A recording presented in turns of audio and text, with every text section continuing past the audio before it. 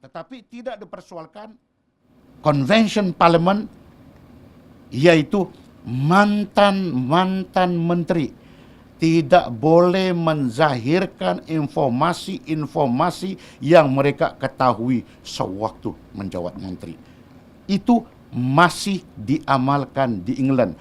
Malahan sekarang ini di England ada Code of Ministerial Conduct sebagai garis panduan kepada menteri.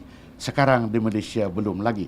Jadi saya buat kenyataan akbar sekarang ini bermakna apa yang saya sebut bukan saya ambil daripada udara.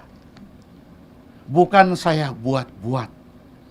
Adalah perkara yang amat penting juga dalam sistem demokrasi berparlimen seperti di House of Commons.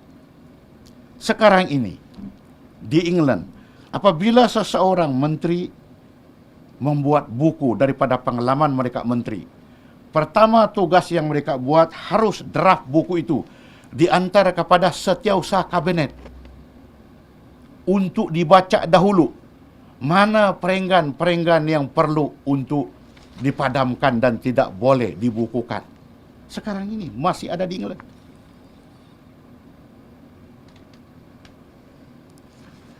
Mesti minta keizinan dulu daripada Cabinet Secretary. Di Malaysia ada ini. Gelang Patah ada cerita ini. Tidak kan?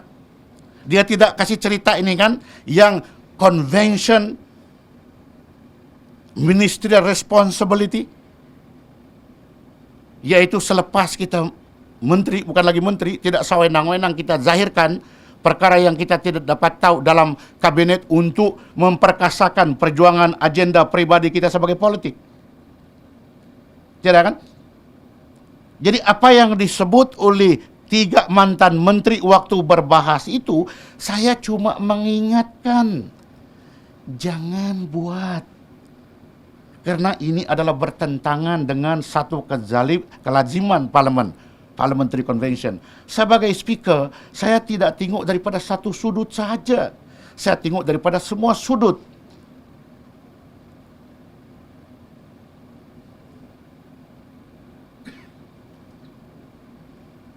Faham itu?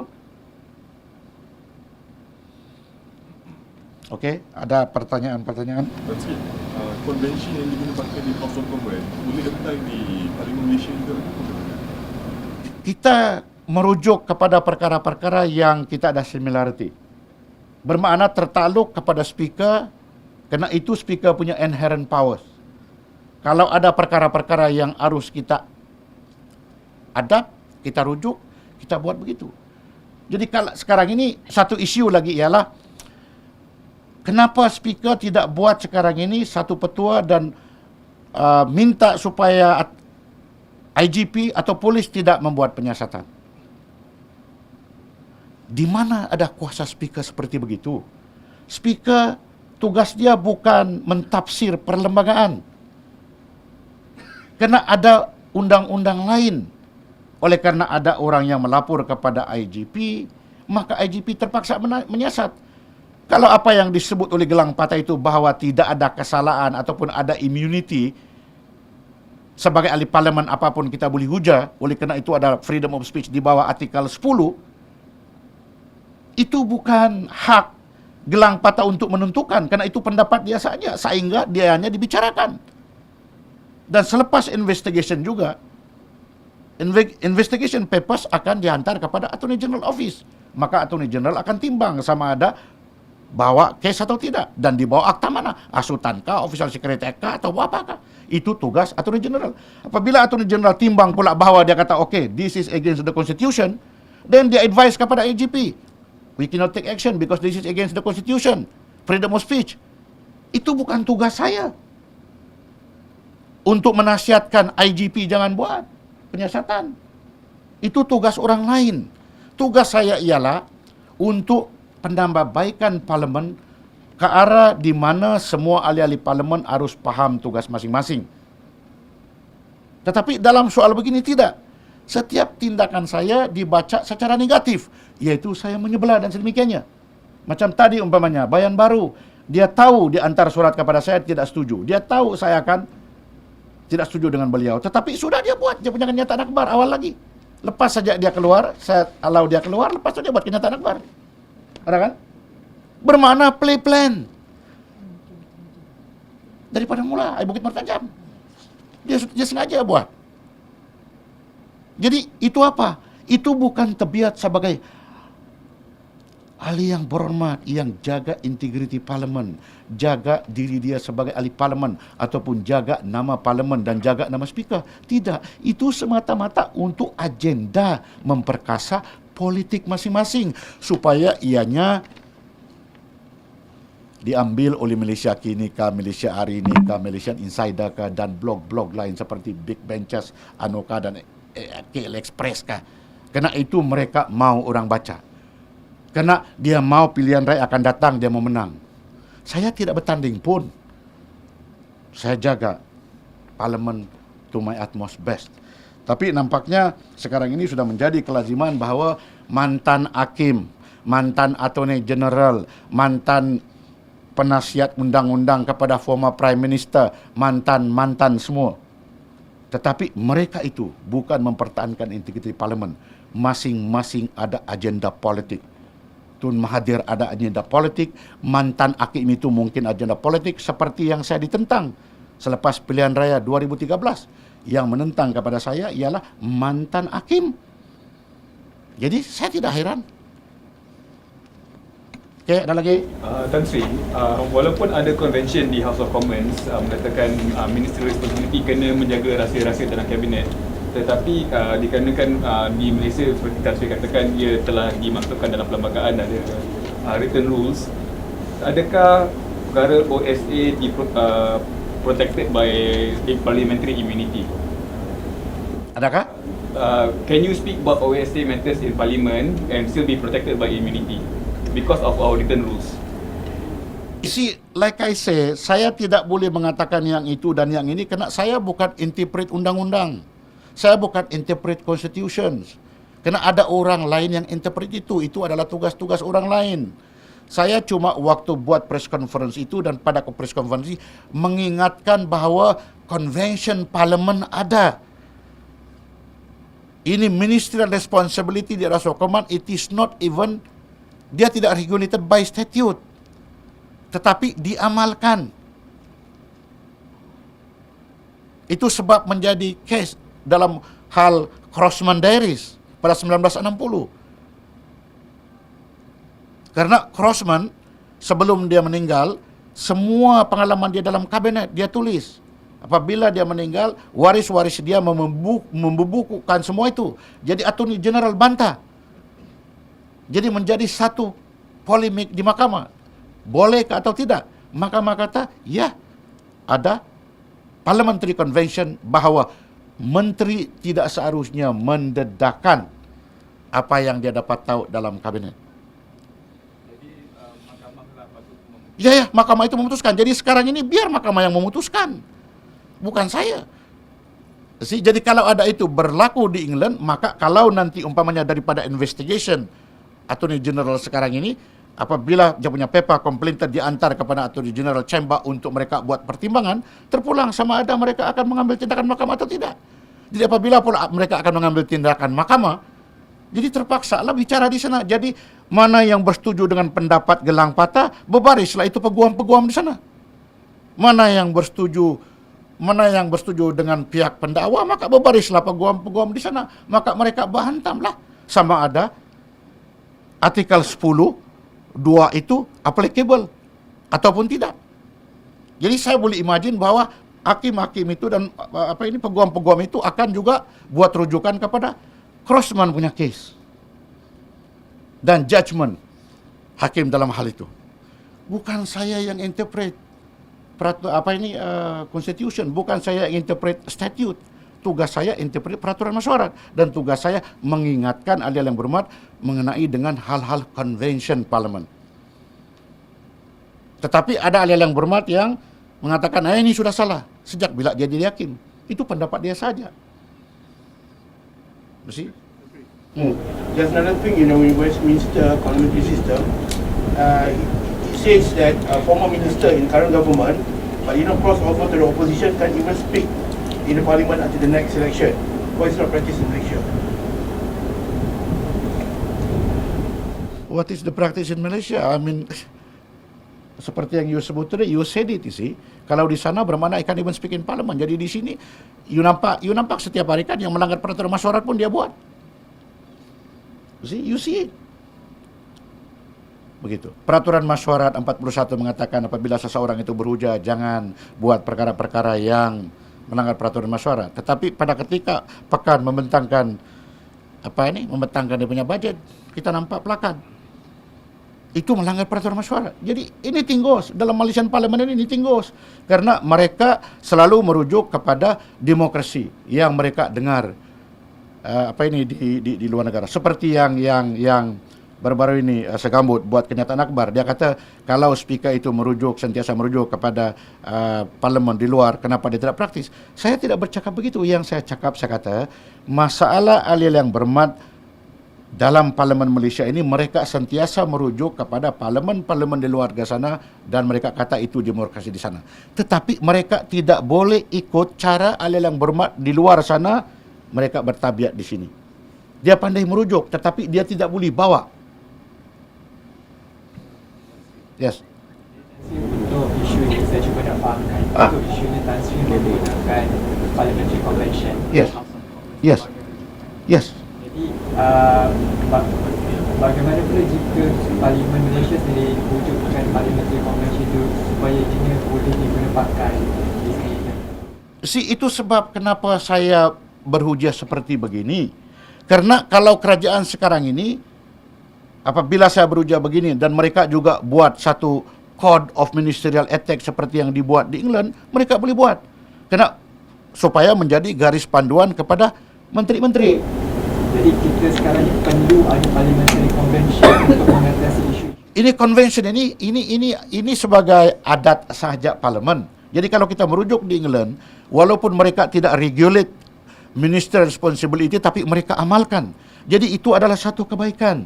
Oleh karena ini ministerial responsibility ini adalah satu etika yang harus kita berpegang.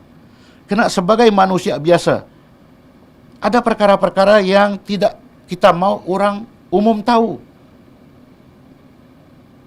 Itu sebab dalam diary itu walaupun 10 tahun sudah berlalu masih lagi Attorney General menentang. 10 tahun berlalu. Yang Crossman ini pun sudah meninggal dunia. Tetapi semua apa yang dia tulis, pengalaman dia sebagai kabinet minister, itu yang ditentang. Sebab dibukukan. Just imagine 10 tahun ditentang. Kita ini tidak. Baru juga dilucut daripada jawatan. Lepas itu kau datang di parlimen, kau berhujah. Kalau gentleman, kenapa pada ketika itu apabila kita tidak bersetuju, cakaplah dalam kabinet, saya tidak setuju dengan ini. Maka saya akan letak jawatan. Baru ngam kan? Jadi jangan apabila kita kena pecat, baru kita bilang ini. Sedangkan kita sudah ikut masyarakat kabinet itu. Jahatkah yang saya cakap ini? Kan? Yes. Just to clarify, back then the previous PC, you are just reminding them that Yes. you yourself don't know whether what they said is. Yes. Correct. See, that's what I said. So in other words, since somebody already lodge a report, sekarang ini pula saya akan hantam bahawa that idea of mine that triggers the thing. Come on man. I'm only reminding ahli yang bermat begini. Isi speaker. Jadi kalau ada orang lain buat laporan polis dan polis menyiasat, biarlah polis menyiasat. Jadi kalau pula apa yang disebut di sana itu betul-betul immunity, biar yang tentukan mahkamah, bukan yang tentukan gelang patah. Bukan yang tentukan pematang pau. Bahwa dia kata unconstitutional because it's a freedom of speech. Bukan mereka, itu adalah pendapat mereka. Selagi ianya belum ditentukan oleh mahkamah, isunya pendapat. Yes. Maaf nak tanya ni, tapi semalam Tuan Dr. Mahathir menyifatkan Tan Sri sebagai goalkeeper kerajaan kerana menghentikan usul-usul atau perbahasan yang tak menyebelahi kerajaan. You see,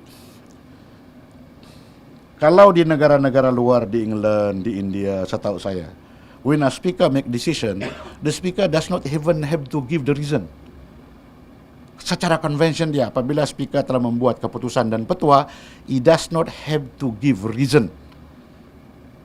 Di sini di Malaysia terpaksa juga saya bertungkus lumus baca rujukan-rujukan yang mutakhir. I have to give reason. Just imagine if I don't even give reason. You know what will they do to me? Jadi sekarang ini Tun Mahathir pula menuduh saya bahwa saya penjaga gawang. Well, I take it is a compliment because it was my former boss. Bermana seolah-olah saya penjaga gawang. Tetapi sekarang ini I have to ask you, Mahathir sekarang ini di sebelah mana? Dia sudah mentang-mentang pembangkang. Dia menjatuhkan kerajaan. Saya tidak, saya mau jaga integriti parlimen. Jadi kalaulah itu tanggapan dia, saya mempertahankan kerjaan, saya jaga gawang, itu terpulang sama dia, itu dia punya pendapat. I'm not even bothered about it.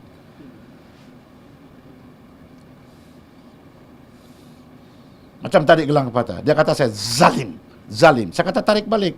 Dia tarik balik. Karena dia tahu bahwa itu barang, perkara yang dia sebut itu adalah menentang peraturan. Kalau tidak, saya akan kasih lihatnya. Tapi apabila nanti Malaysia kini sebut itu, gelang patah kena halau. Jadi orang lain nampak lagi, ini speaker betul-betul menyebelah kerjaan. I never win. See? Ada lagi? Yes. Kenapa? You see, dia tulis surat kepada saya, dia kata budget itu ada perkara-perkara informasi sana yang tidak tally. Jadi mau rujuk kepada pekan.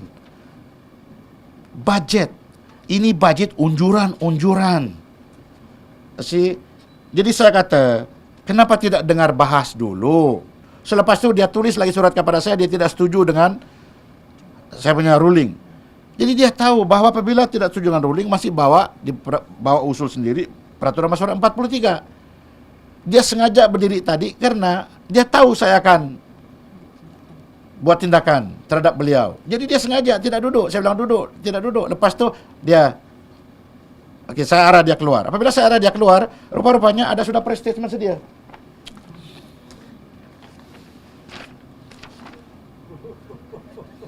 Dia tahu saya akan buat tindakan.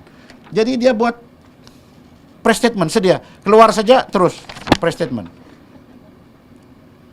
Sebelum 2008, this thing never happen. And come on man, be fair to me Malaysia kini. What is this? Ini bermakna adalah memantapkan political agenda. Itu speaker, penjaga gawang Mahathir sebut. Anything else? Yes. Malaysia sebut tentang Matambau menyatakan kehilangan 1.4 bilion jadi boleh dan ceritakan lebih lanjut. Ada nanti besok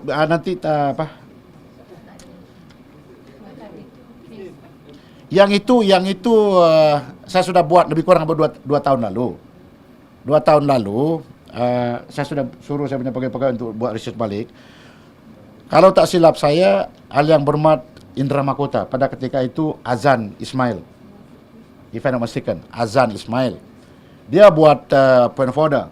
Dia kata dalam buku budget itu ada figure yang tidak betul, iaitu lebih kurang 1 bilion over wang kerajaan yang hilang.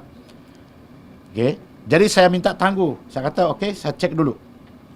I'll check first.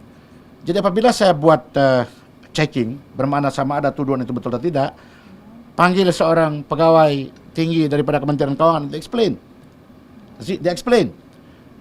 Jadi pada ketika itu saya mengarahkan supaya menteri yang berkenan jawab sebelah tengah hari. Sebelum beliau boleh menjawab tengah hari, Pematang Paum buat statement di luar. Dia kata, amat malang, duit 1 bilion over hilang. Jadi timbalan Menteri Keuangan berkata, telefon saya. Dia kata, Tan Sri Speaker, can I also make a press statement? I said, why? Why can't you wait until 2:30 in the afternoon? Dia kata, Pematang Paum baru buat statement tadi. So I go to statement. Jadi dia pun buat statement. Apabila dia buat statement, the next day, tiada sudah respon daripada pematang pau. Because the reply is true. So why do you have to make a press statement just to alert rakyat yang tidak tahu apa-apa for the purpose of your political agenda? Why? So next week, I will give you all the details. Apa terjadi? Inilah juga sekarang yang terjadi ini. Yang dibawa oleh Bukit Mertajam ini. Same. Bermakna memantapkan mereka punya political agenda untuk dibaca oleh orang awam di sana.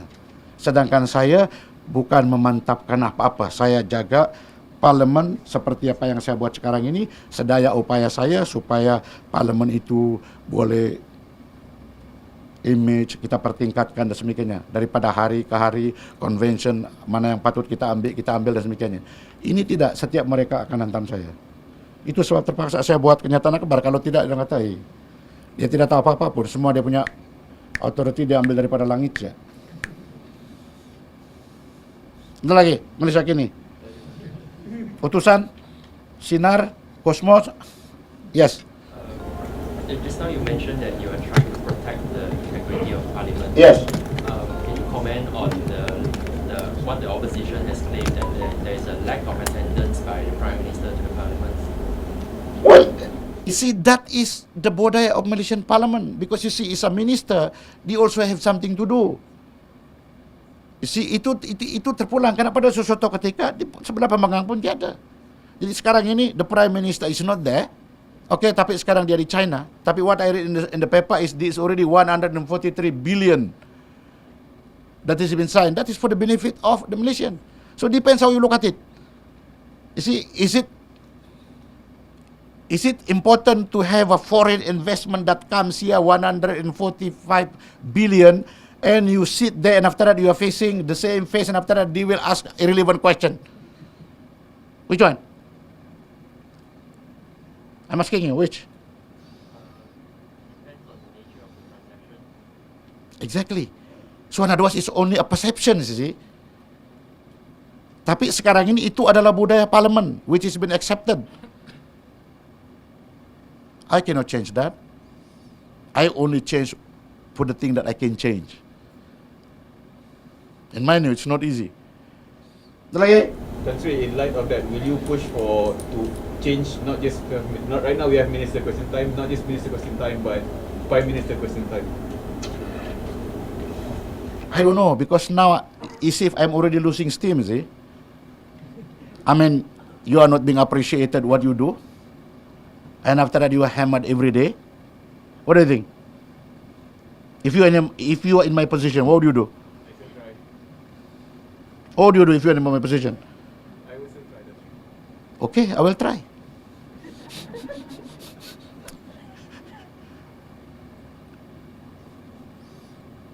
Lagi? I hope you guys understood because I go to react to that statement walaupun saya punya preparation tidak ada, but I know what is happening. Bermana itu convention, ministerial responsibility. Please, some of you if you are not very clear, you check Google, tengok what are the things so that you can portray it secara secara seimbang. Jangan tidak seimbang. Masih.